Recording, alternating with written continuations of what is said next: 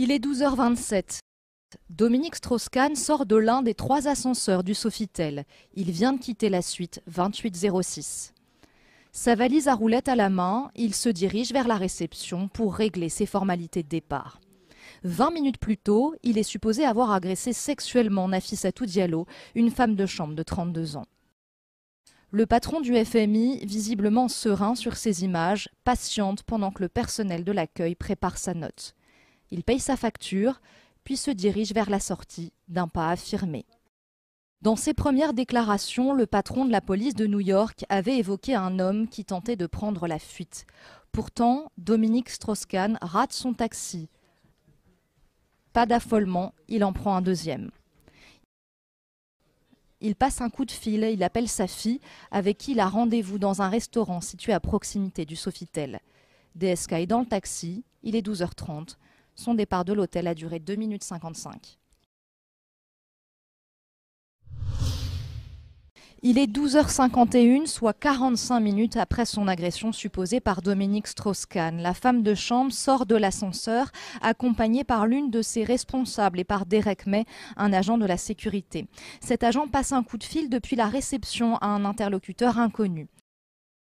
À 12h53, Brian Yearwood, ingénieur en charge de la vidéosurveillance de l'hôtel, sort à son tour de l'ascenseur. 1 minute plus tard, les 2 hommes retrouvent Nafissatou Diallo et sa responsable dans un couloir de service au rez-de-chaussée. Nafissatou Diallo est assise, elle n'est ni prostrée ni en pleurs. 8 minutes d'attente avant que l'un des agents écoute son témoignage. À 13h04, Nafissatou Diallo décrit enfin son agression supposée à un 3e homme, un autre agent de l'hôtel, Adrian Brunch. Il est dans ce local de sécurité, on ne le verra jamais à l'image. Elle fait des grands gestes, se touche la poitrine, elle est agitée et volubile. L'une de ses responsables lui demande de mimer précisément la scène. Les 2 femmes s'engagent dans un jeu de rôle, la victime et l'agresseur. Puis Nafissatou Diallo se retrouve à nouveau seule. Assise, elle attend, elle semble délaissée par les autres membres du personnel.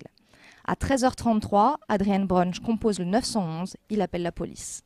1505 commissariat, quel est l'objet de votre appel? Allô, je voudrais signaler une agression sexuelle. Et qui est le plaignant? Nous sommes un hôtel.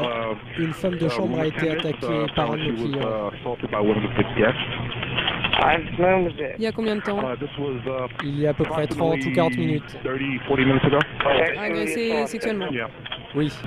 Par un client dans l'hôtel, mais quel est le nom de l'hôtel? Hôtel Sofitel. Vous pouvez répéter? Sofitel. S-O-F-I-T-E-L. Après le coup de fil à la police, les 2 agents de l'hôtel, Derek May et Brian Yearwood, vont s'isoler. On les retrouve dans un autre local où ils sont seuls, sans témoin. Ils se parlent, puis soudainement explosent de joie. Ils se frappent dans les mains et s'enlacent. Derek May réalise quelques pas de danse. Un journaliste américain avait évoqué une danse de la joie de 3 minutes. La direction du Sofitel avait rectifié le tir, précisant que cette séquence durait 8 secondes. Cette scène dure en réalité montre en main 12 secondes. Que célèbrent exactement ces 2 agents? La direction de l'hôtel évoque une joie liée à l'annonce d'un résultat sportif. Pourtant, aucune grande compétition sportive ne s'est terminée à cette heure-là.